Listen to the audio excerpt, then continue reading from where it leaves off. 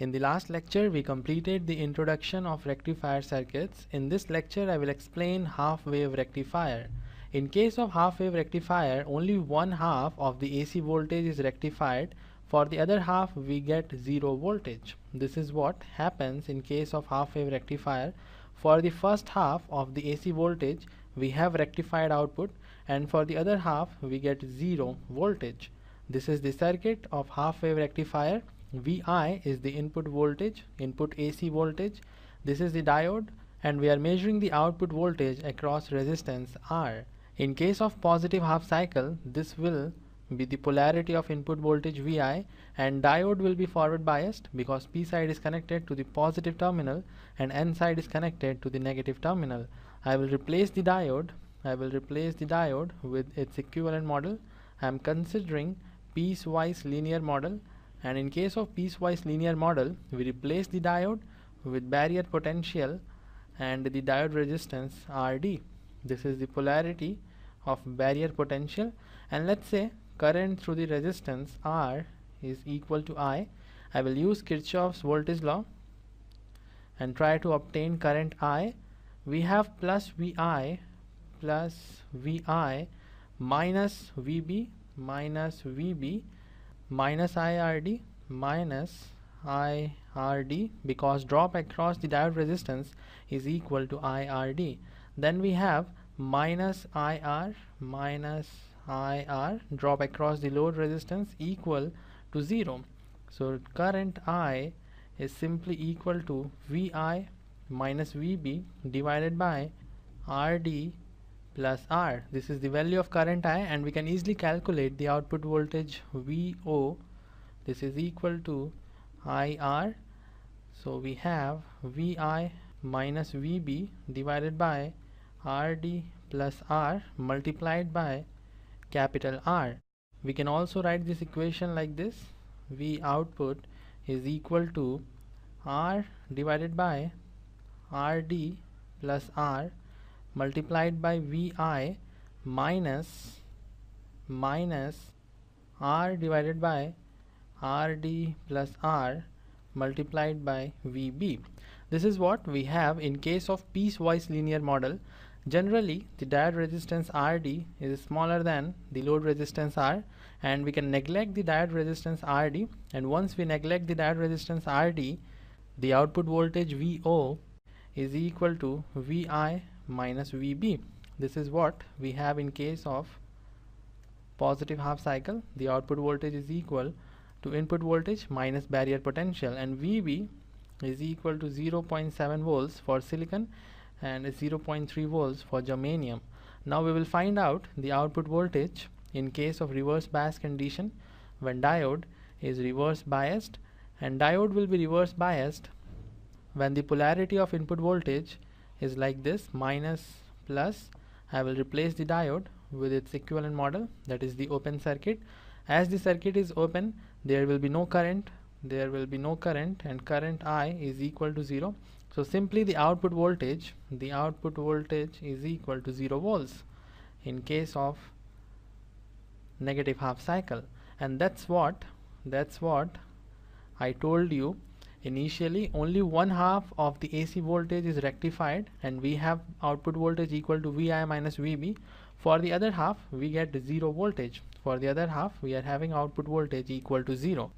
Now we will plot the waveforms. The first waveform is for input voltage Vi. The peak voltage or the maximum voltage is equal to Vm, and Vb is the barrier potential. I will mark Vb, the barrier potential of the diode, and depending upon this barrier potential, we will get the output waveform. I will extend this line like this. This will help us to plot the output waveform. For the positive half cycle, the diode is forward biased, and output voltage is simply equal to Vi minus Vb. I will plot the output voltage for the first half cycle, that is the positive half cycle. When the input voltage Vi is less than Vb, that is the barrier potential, the diode will remain off, because diode will be on only when we overcome the barrier potential. So initially diode will remain off when Vi is less than Vb, and for this reason Vi is less than Vb, then we have the plot like this, in which the value of output voltage is Vi minus Vb. This means the peak voltage that we are getting here is equal to Vm minus Vb, and again when Vi is less than Vb, the diode will remain off and output voltage is equal to 0. For the negative half cycle, the output voltage is equal to 0, so we have 0 as the value of output voltage. This plot is for output voltage Vo. After this, we have the same plot for the next positive half cycle. We have the same plot for the next positive half cycle. The diode will remain off when the input voltage is less than the barrier potential, and it will be on when input voltage is greater than the barrier potential. So this is how the output voltage waveform will look. This waveform is for the piecewise linear model. If we consider the ideal model,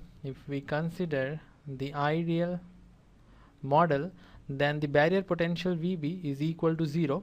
So the output voltage is simply equal to V input, the input voltage, for positive half cycle, and output voltage is 0 for negative half cycle. So if we plot Vo for ideal diode, then we have the plot like this.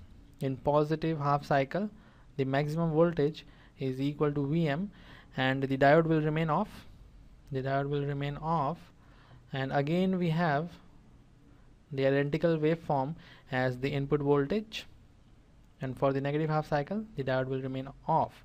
So this is how the waveform will look for ideal diode, and I will use this waveform to obtain the expression of average output voltage. The output voltage for the positive half cycle when omega t is from 0 to pi is given by Vm sine omega t, because we have sinusoidal waveform. This is when omega t is from 0 to pi, and when omega t is from pi to 2 pi, the output voltage Vo is equal to 0 volts. This is when omega t is from pi to 2 pi, and I will obtain the average output voltage by integrating the waveform from 0 to 2 pi, that is the one time period. I will integrate this waveform for one time period, and the result is average output voltage. So let's do the integration. I will represent the average output voltage by VAV, and it is equal to integration from 0 to 2 pi Vo d omega t divided by 2 pi minus 0, and this is equal to 1 by 2 pi. Inside the bracket we have integration 0 to pi. When omega t is from 0 to pi, Vo is equal to Vm sine omega t. So we have Vm sine omega t d omega t plus integration from pi to 2 pi. From pi to 2 pi, Vo is equal to 0. So we have integration of 0, and integration of 0 is equal to 0. So we are left with 1 by 2 pi integration 0 to pi Vm sine omega t d omega t. Vm is constant, so we have to integrate sine omega t. Vm divided by 2 pi. Integration of sine omega t is minus of cos omega t. Lower limit is 0 and upper limit is pi. So finally we have Vm divided by 2 pi inside the bracket minus of cos pi, the upper limit, minus of cos 0. When you solve this, you have Vm divided by 2 pi multiplied by 2, because cos pi is equal to minus 1, cos 0 is equal to 1, so we have 1 plus 1 which is equal to 2. So V average is equal to Vm divided by pi, or I can write Vm divided by 3.14, and this is equal to 0.318 Vm. So the average output voltage is equal to 0.318 of Vm, the maximum or peak voltage. Now I will derive the expression for average load current. I will use the expression of average output voltage. Average load current, I average, is equal to V average divided by R, where R is the load resistance. V average is equal to Vm divided by pi divided by R. So this is equal to Vm by R pi. Vm by R is Im, the maximum value of load current. So we have Im divided by pi as the value of average load current. There are few more expressions, but I will not derive them in this lecture.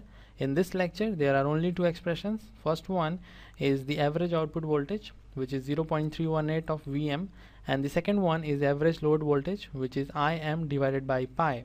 I will end this lecture here. If you have any doubt, you may ask in the comment section. In the next lecture we will derive the remaining expressions. So see you in the next one.